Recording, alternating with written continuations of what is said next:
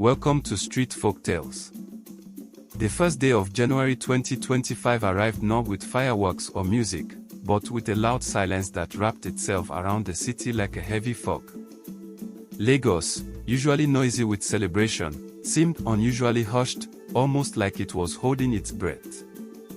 That morning, 8 friends gathered in a small apartment in Yoba, full of dreams, bold declarations, and promises made to the ceiling fan that spun slowly above them. They called themselves the Core. Some from university days, others joined by fate and misfortune. Kelechi, the self-declared leader, stood on the wobbly center table and declared, "This is our year. No excuses. No setbacks. Just wins." The others cheered, their eyes reflecting equal parts hope and desperation. They had survived 2024, barely. Scattered failures, heartaches, and more job rejections than they could count. But 2025 felt different, or so they believed. Mona, ever the planner, had already drawn up a spreadsheet. "We'll hold each other accountable," she said, handing each of them a copy. Fitness, career, relationships, savings, mental health. Every month we tick boxes, every 3 months we evaluate. By December, we'll either be legends or liars. Their laughter echoed through the apartment, drowning out the occasional sound of a generator struggling to stay alive down the street. They ate, danced, and spoke with the boldness that comes from having nothing left to lose. Yuzo promised to finally release his music. Nneka swore she would quit her job at the bank and launch her fashion line. Chuka, who had been on the verge of leaving the country for years, said he'd give Nigeria just one more chance. Just one. But as the days slid into weeks, the city reminded them that time doesn't reward hope, it only exposes truth. Kelechi lost his job by the second week of January. No explanation. Just a cold email that read, "We regret to inform you," he didn't tell the group. At first, he pretended everything was fine, even showing up to work by dressing up and walking to a nearby cafe. When that became exhausting, he disappeared from the group chat for a while. The others noticed, but no one said anything. They were all battling their own storms. Nneka, bold and defiant, finally sent in her resignation letter. She posted a picture of it on Instagram with the caption, "Time to chase dreams that pay in passion and peace." Her phone buzzed all day with likes and encouragement. But behind the scenes, her fabric supplier ghosted her, her first collection delayed endlessly due to logistics, and her account balance, once thick with salary, began to whisper threats in red. Chuka received an email from the embassy mid-February. His visa had been approved. Finally. But something in him paused. Maybe it was loyalty, maybe it was pride. He told himself he had to see the core through this year of becoming. He declined the offer. He didn't tell his parents. They wouldn't understand. By March, their spreadsheet looked more like a graveyard of unchecked boxes. Mona held a meeting, urgent, unsmiling. "We are sleeping," she said. "We said no excuses." But her voice trembled when she spoke. Nobody knew that her elder brother had fallen sick again, or that she'd drained her savings paying hospital bills. Her boss had noticed her sleeping focus and warned her during their last call. Yuzo, who had dropped snippets of his unreleased EP on TikTok in January, had gone quiet. The excitement that had once filled his eyes had been replaced with a kind of haunted detachment. The studio had taken his money and vanished. He hadn't told the others. He couldn't bear the pity. Still, they trudged on. They met up when they could. Shared wins, however small. A new gym routine, a successful pitch, one new follower on their business page. But for every win, there were 2 losses. For every smile, a hidden tear. One night in April, they gathered again at the Yoba apartment. The energy was different this time. No dancing. No jokes. Just silence. The type that sat heavily in the middle of the room and refused to leave. May arrived like an old friend bringing unwelcome memories. The kind that smelled like rain and regret. The core started to unravel, not all at once, but like a slow tear in a fragile cloth. Mona stopped organizing meetings. She no longer sent reminders, no longer asked how anyone was doing. Her brother was gone. He passed in the early hours of a rainy Wednesday, and when the group eventually found out, it wasn't from her. It was from a tagged post on Facebook. None of them knew what to say, so most didn't say anything at all. Nneka had moved back in with her parents in Suralere.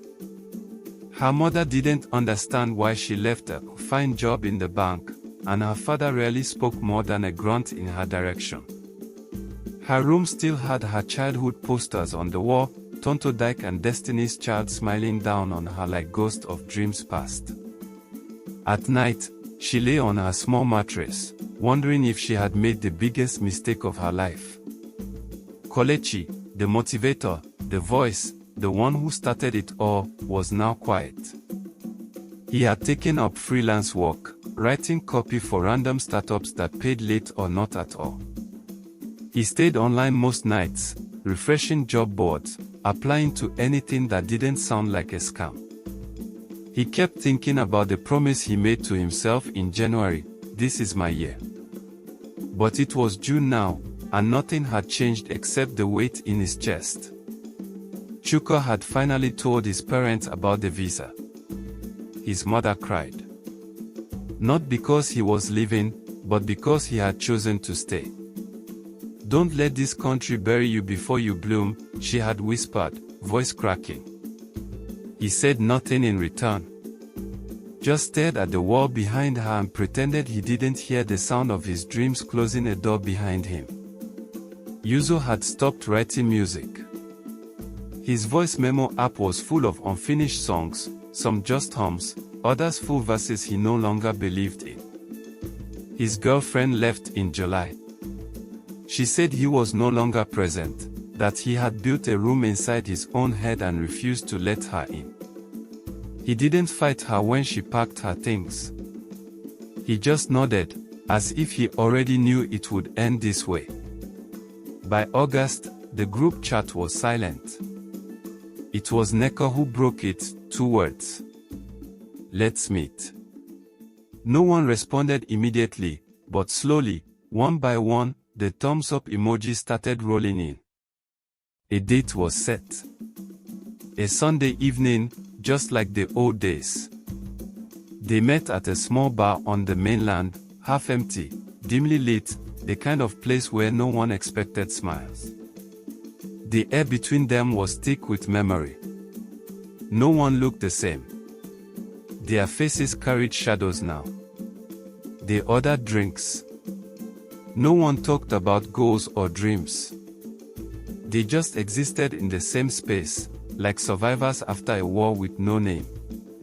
After a long silence, Mona spoke. Her voice was hoarse, unfamiliar. "Do you ever feel like we called this year too early? Like we forced something that wasn't ready to bloom?" Chuka gave a dry laugh. "Or maybe it was always going to be like this. We just dressed it in glitter and hope." Kelechi looked around the table, his voice quieter than usual. "Remember how we used to say we'd travel to Ghana together this year? Rent a van, do a road trip." "Yeah," Yuzo said, sipping his beer. "We were so full of fire." "You can't light fire in water," Nneka whispered, almost to herself. That hit something in all of them. And just when the silence seemed like it would stretch into something unbearable, Mona said, "I'm leaving Lagos. I got a job offer in Port Harcourt." And just when the silence seemed like it would stretch into something unbearable, Mona said, "I'm leaving Lagos. I got a job offer in Port Harcourt. It's not what I planned, but I need a reset." They nodded. No excitement, no fake congratulations. Just quiet understanding. They all needed a reset. Maybe we should all leave, Yuzo said. Not just the city, but everything. The pressure. The expectations. I don't think it's about location, Kelechi added. I think we all just need to learn how to be okay with not being okay. No one argued. Because in that moment, every one of them understood what he meant. As the night wore on, the bar emptied. They stayed until closing. No big speeches. No declarations. Just quiet hugs and long, lingering looks that said more than words ever could. When they left, the air was cooler than usual. The kind of cool that hinted at change. But they didn't talk about the future. Not this time. By September, they had all begun to drift again, this time without resistance. No one forced meetups or sent motivational quotes in the group chat. There was no more pretending that they were chasing the same dream. Muna relocated to Port Harcourt and started working with an NGO that dealt with environmental cleanup. Her work was quiet, unglamorous, but she said it helped her sleep. Sometimes she sent photos of polluted rivers and children smiling in classrooms made of corrugated zinc. She never asked about goals anymore. She didn't have time for spreadsheets. Yuzo deactivated all his social media and started working at a community center in Mushin, helping kids learn music. He said he found something real in the way they banged on drums with untamed joy, unshaped by failure or fear. He didn't sing as much anymore, but when he did, it was with a different kind of voice, one not shaped for fame, but for feeling. Chuka finally reapplied for the visa. This time, it was to Canada. His parents didn't cry. They helped him pack. When the day came for him to fly, only Neka showed up at the airport. She handed him a small envelope. Inside was a Polaroid photo of the call from January, 8 of them smiling at a rooftop, eyes full of plans. On the back, she had written, "We didn't fail. We just woke up." He smiled, tucked it into his passport, and walked into the terminal without looking back. Neka never restarted her fashion line. She started teaching art at a secondary school in Ebute-Metta. She said she liked working with her hands again, sketching with chalk, drawing hope onto blackboards. Her students called her Auntie N, and she laughed more now, not because life got easier, but because she finally stopped holding her breath. Kelechi was the last to disappear. He had stopped posting online completely. He no longer showed up to old hangout spots. The others assumed he needed space, that he was somewhere healing, rebuilding. Until the message came. It was a Saturday morning in late October. A private number called Yuzo. Then Muna. Then Neka. Kelechi was gone. He had been found in his apartment, slumped over his laptop, a note beside him. A quiet death. No drama. No spectacle. Just stillness. The kind of stillness that settles when someone carries too much alone for too long. The note read, "I'm sorry I couldn't become what I promised. But I want you to know, every moment we shared, I believed. I believed in us. In the dream. Maybe we didn't win 2025, but maybe it wasn't about winning. Maybe it was just about trying. And we tried. God knows, we tried." The funeral was small. Rain fell the whole day. Muna flew down. Yuzo cried openly. Chuka watched the burial through a video call, eyes red, screen shaking. Neka didn't speak. She just held the folded note in her hands like a lifeline made of paper. That night, the group chat came alive for the first time in months. They didn't talk about the sadness. They talked about Kelechi's laugh, the way he used to eat suya like it was a religion, the time he nearly got arrested because he was filming a skit at 2 a.m. on 3rd Mainland Bridge. They shared memories. Voice. By midnight, the silence had returned, but it felt lighter now, like the kind that follows after a storm, when the world is wrecked but still turning. December came like an old song, familiar, slow, slightly out of tune. On the 31st, Mona sent a single message. 1 year later. We are still here. There were no fireworks. No resolutions. No plans. Just a quiet acceptance that survival was sometimes the most radical kind of success. And in that quiet, something powerful remained, the knowledge that they had lived through the storm.